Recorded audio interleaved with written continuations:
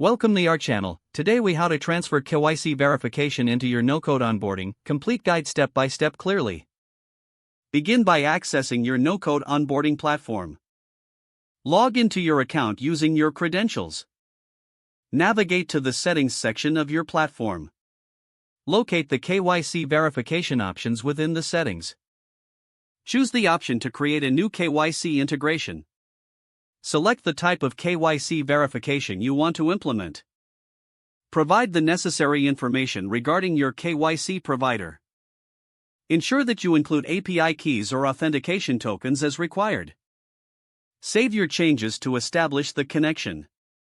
Next, move to the onboarding flow design section of your platform. Drag and drop the KYC verification component into your onboarding process.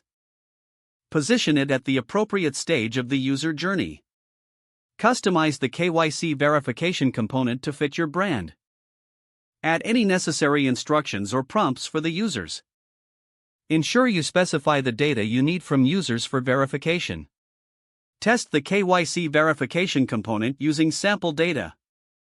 Verify that the flow is functioning as intended. Make adjustments based on any testing feedback. Once satisfied, publish the updated onboarding flow.